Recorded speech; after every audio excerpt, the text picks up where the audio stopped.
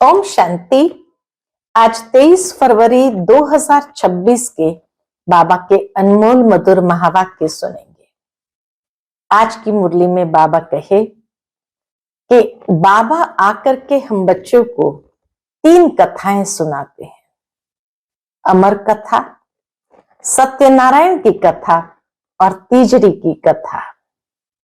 और यही कथा सुना करके हमें संपन्न बना करके सतयुग के लायक बनाते हैं।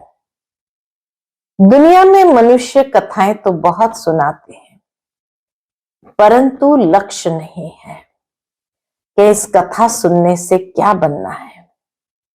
यहां बाबा कहते हैं कथा के साथ साथ ये पढ़ाई भी है, और इस पढ़ाई में तुम्हें स्कॉलरशिप भी लेनी है। तुम्हें पढ़ करके नंबर 1 डिवीजन में जाना है। साथ ही साथ बाबा कहते मनुष्य जब कथा सुनते हैं तो पता नहीं चलता है कि आखिर भी परमात्मा का स्वरूप कौन सा है। आज की दुनिया में तो माताएं भी पुस्तक उठाए बैठ सत्संग करती है। बाबा कहते यहां तो कथा सुनाने वाला कौन है? निराकार बाप, जिनका अपना कोई शरीर नहीं, जिनको ही गॉड फादर कहा जाता है, वह आकर के हमें सिखाते हैं। तो बाबा कहते इस पढ़ाई में तुम्हें आगे से आगे बढ़ते जाना है और नंबर 1 स्कॉलरशिप लेनी है। सुनते हैं आज के बाबा के अनमोल मधुर महावाक्य। ओम शांति। मीठे बच्चे, यह संगम युग है, चढ़ती कला का युग। इसमें सभी का भला होता है।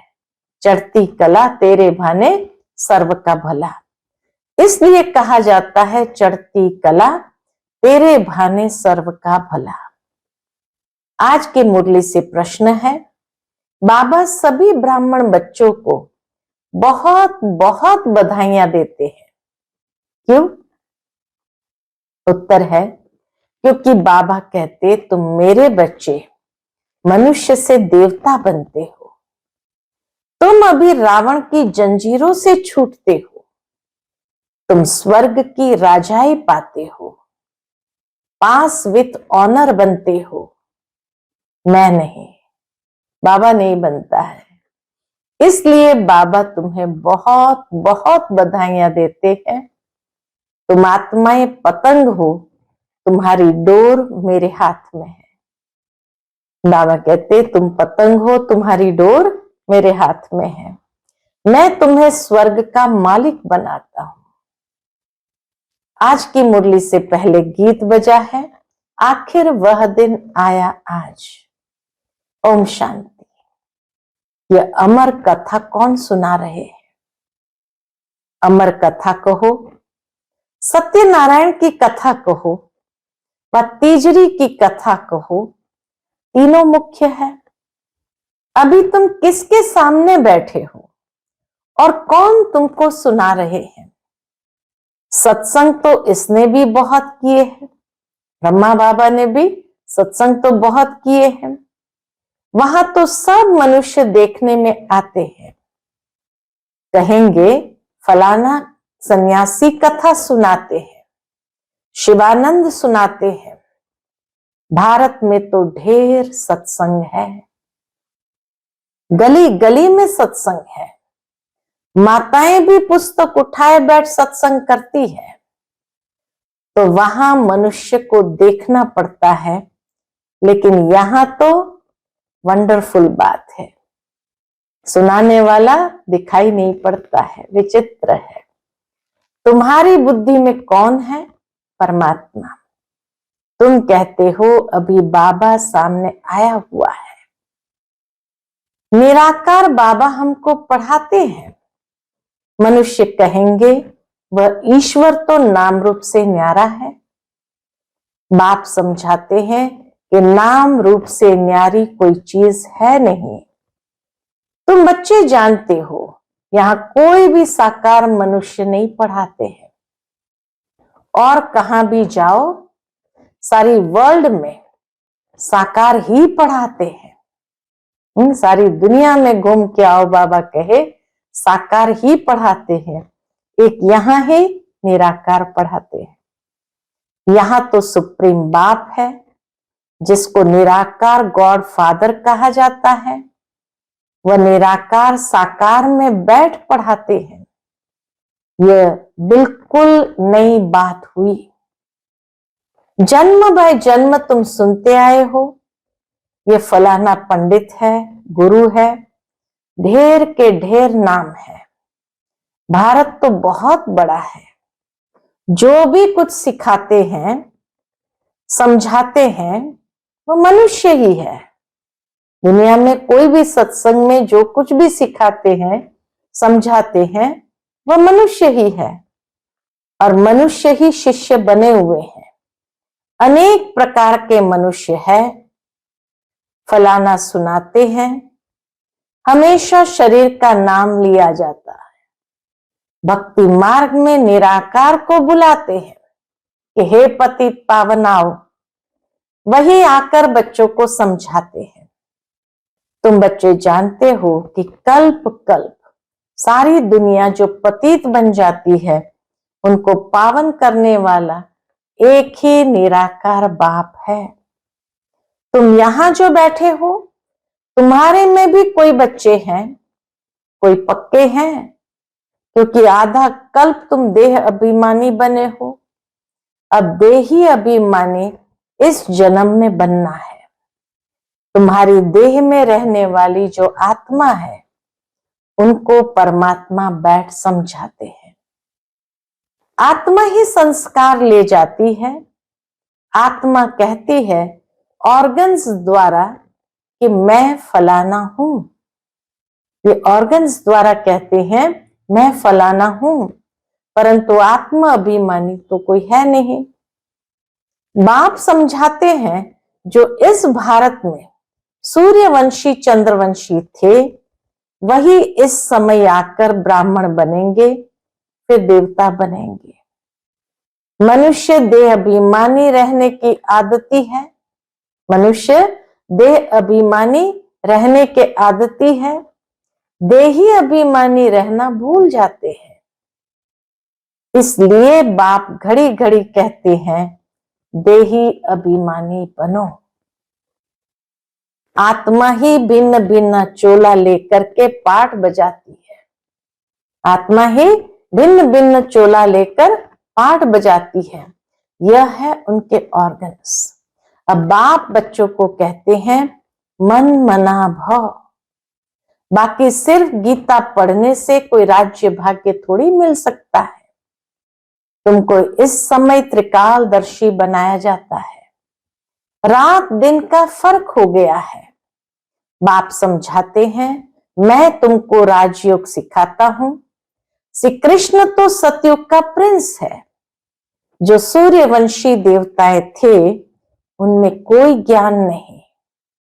ज्ञान तो प्रायलोप हो जाएगा। ज्ञान है ही सदगति के लिए। सतयुग में दुर्गति में कोई होता ही नहीं, वह है ही सतयुग। अभी है कलयुग। भारत में पहले सूर्यवंशी 8 जन्म, फिर चंद्रवंशी 12 जन्म। यह एक जन्म अभी तुम्हारा सबसे अच्छा जन्म है।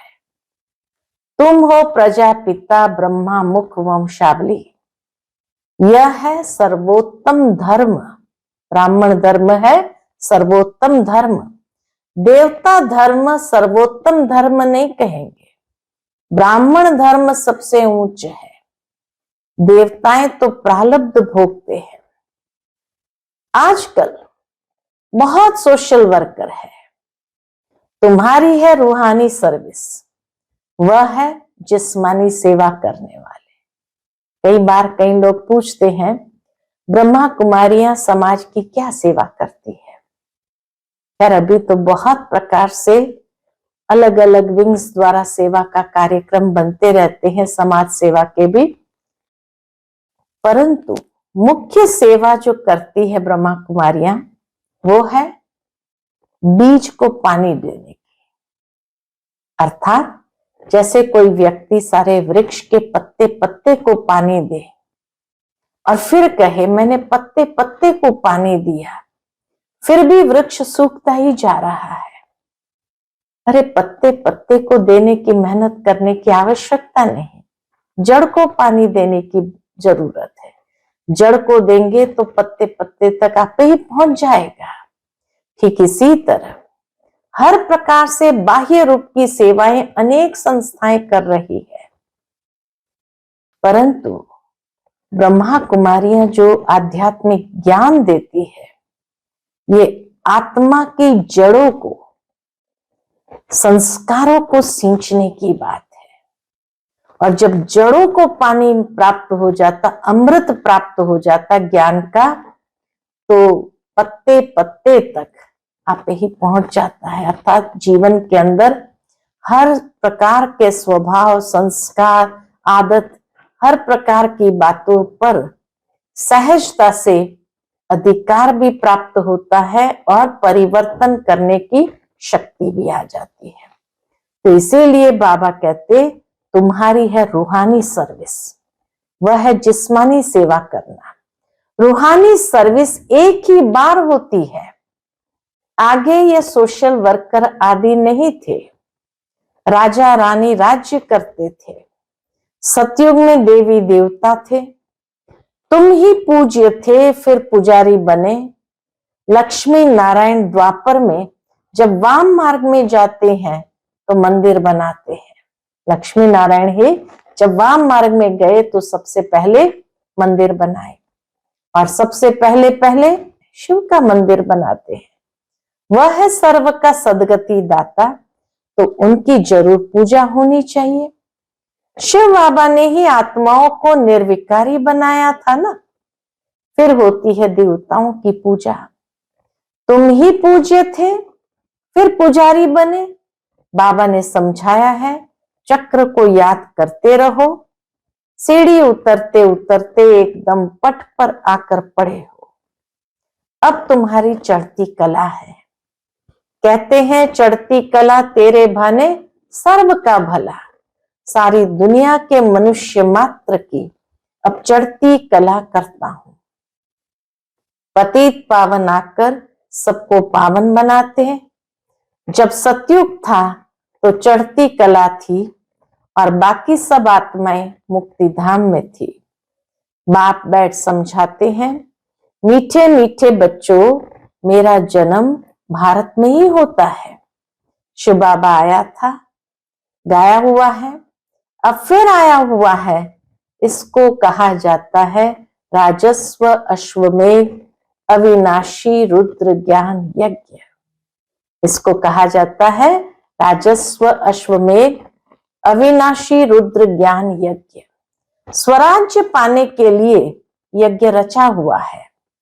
विघ्न भी पढ़ते थे, विघ्न भी पड़े थे, अब भी पढ़ रहे हैं। माताओं पर अत्याचार होते हैं, कहते हैं बाबा हमको ये नंगन करते हैं, हमको ये छोड़ते नहीं है, बाबा हमारी रक्षा करो। दिखाते हैं द्रौपदी की रक्षा हुई। अभी तुम 21 जन्मों के लिए बेहद के बाप से वर्षा लेने आए हो। याद की यात्रा में रहकर अपने को पवित्र बनाते हो, फिर विकार में गए तो खलास, एकदम गिर पड़ेंगे। इसलिए बाप कहते हैं पवित्र जरूर रहना है। जो कल्प पहले बने थे वही पवित्रता की प्रतिज्ञा करेंगे। फिर कोई पवित्र रह सकते हैं, कोई नहीं रह सकते हैं। मुख्य बात है याद की। याद करेंगे, पवित्र रहेंगे और स्वदर्शन चक्र फिराते रहेंगे तो फिर ऊंच पद पाएंगे। विष्णु के 2 रूप राज्य करते हैं ना, परंतु विष्णु को जो शंख चक्र दे दिया है वह देवताओं को नहीं था, लक्ष्मी नारायण को भी नहीं था। विष्णु तो सूक्ष्म वतन में रहते हैं, उनको चक्र के नॉलेज की दरकार ही नहीं है। वहां मूवी चलती है। अभी तुम जानते हो कि हम शांति धाम के रहने वाले हैं, वह है निराकारी दुनिया। अब आत्मा क्या चीज है? वह भी मनुष्य मात्र नहीं जानते हैं। कह देते आत्मा सो परमात्मा। आत्मा के लिए कहते हैं एक चमकता हुआ सितारा है जो भ्रुकुटी के बीच रहता है, इन आंखों से देख न सके। भल कोई कितना भी कोशिश करे, शीशे आदि में बंद करके रखे कि देखे कि आत्मा निकलती कैसे है। कोशिश करते हैं परंतु किसको भी पता नहीं पड़ता आत्मा क्या चीज है, कैसे निकलती है। बाबा के समय में किसी वैज्ञानिक ने ये कोशिश किया था कि आत्मा को हम देखना चाहते हैं। तो एक व्यक्ति जो मृत्युशैया पर था, तो उसको एक कांच की कैबिन में रखा गया शीशे में, ताकि देख सके कि आत्मा जब निकलती है तो कहां से निकलती है और कैसे दिखती है। लेकिन कहा जाता है कि आत्मा जब निकली तो एकदम वो शीशे को तोड़ करके बाहर चली गई, लेकिन कोई देख ही नहीं सका। तो बाबा कहते हैं कोशिश करते हैं परंतु किसको भी पता नहीं पड़ता आत्मा क्या चीज है, कैसे निकलती है। बाकी इतना कहते हैं आत्मा स्टार मिसल है, दिव्य दृष्टि बिगर उसको देखा नहीं जाता। भक्ति मार्ग में बहुतों को साक्षात्कार होता है। लिखा हुआ है अर्जुन को साक्षात्कार हुआ अखंड ज्योति है। अर्जुन ने कहा हम सहन नहीं कर सकते। बाप समझाते हैं इतना तेजोमय आदि कुछ है नहीं। जैसे आत्मा आकर शरीर में प्रवेश करती है पता थोड़ी पड़ता है। अब तुम भी जानते हो कि बाबा कैसे प्रवेश कर बोलते हैं। आत्मा आकर बोलती है, यह भी ड्रामा में सारी नूंद है, इसमें कोई के ताकत की बात नहीं। आत्मा कोई शरीर छोड़ जाती नहीं है, ये साक्षात्कार की बात है। वंडरफुल बात है ना। बाप कहते हैं मैं भी साधारण तन में आता हूं। आत्मा को बुलाते हैं ना, आगे आत्माओं को बुलाकर उनसे पूछते भी थे। अभी तो तमो प्रधान बन गए हैं ना। बाप आते ही इसलिए हैं कि हम जाकर पतितों को पावन बनाए। कहते भी है 84 जन्म, तो समझना चाहिए जो पहले आए हैं उन्होंने ही जरूर 84 जन्म लिए होंगे। वह तो लाखों वर्ष कह देते हैं। अब बाप समझाते हैं तुमको स्वर्ग में भेजा था, तुमने जाकर राज्य किया था, तुम भारतवासियों को स्वर्ग में भेजा था, राजयोग सिखाया था संगम पर। बाप कहते मैं कल्प के संगम युगे आता हूं। गीता में फिर युगे युगे अक्षर डाल दिया है। अभी तुम जानते हो हम सीढ़ी कैसे उतरते हैं फिर चढ़ते हैं। चढ़ती कला फिर उतरती कला। अभी ये संगम युग है, सर्व की चढ़ती कला का युग। सब चढ़ जाते हैं, सब ऊपर में जाएंगे, फिर तुम आएंगे स्वर्ग में पाठ बजाने। अब कह सब ऊपर चले जाएंगे फिर तुम आएंगे स्वर्ग में पाठ बजाने। सतयुग में दूसरा कोई धर्म नहीं था, उनको कहा जाता है वाइसलेस वर्ल्ड। फिर देवी देवताएं वाम मार्ग में जाकर सब विशेष होने लगते हैं। यथा राजा रानी तथा प्रजा। बाप समझाते हैं हे भारतवासी तुम वाइसलेस वर्ल्ड में थे, अब है विशेष वर्ल्ड। अनेक धर्म है, बाकी एक देवी देवता धर्म नहीं है। जरूर जब न हो तब तो फिर स्थापन हो। बाप कहते मैं ब्रह्मा द्वारा आकर आदि सनातन देवी देवता धर्म की स्थापना करता हूं। यहां ही करेगा ना, सूक्ष्म वतन में तो नहीं करेगा।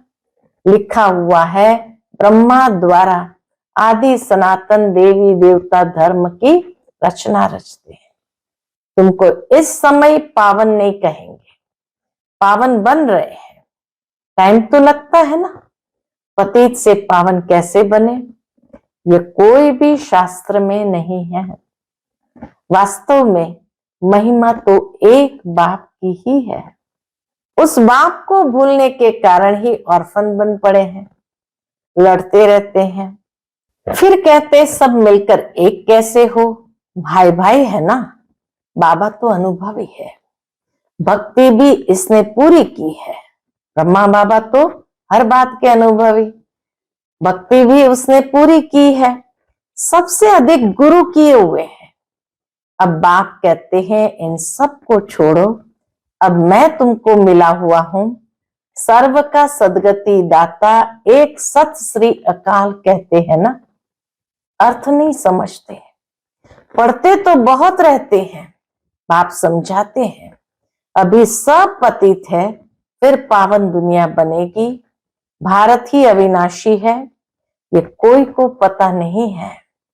भारत का कभी विनाश नहीं होता और न कभी प्रलय होती। यह जो दिखाते हैं सागर में पीपल के पत्ते पर श्री कृष्ण आए, अब पीपल के पत्ते पर तो बचा न सके। बाप समझाते हैं तुम गर्भ से जन्म लेंगे, बड़े आराम से। वहां गर्भ महल कहा जाता है, यहाँ है गर्भ जेल। सतयुग में है गर्भ महल। आत्मा को पहले से ही साक्षात्कार होता है, यह तन छोड़ दूसरा लेना है। वहां आत्म अभिमानी रहते हैं। मनुष्य तो न रचयिता को न रचना के आदि मध्य अंत को जानते हैं। अभी तुम जानते हो, बाप है ज्ञान का सागर, तुम मास्टर सागर हो। तुम माताएं हो नदियां, और ये गोप है ज्ञान मान सरोवर।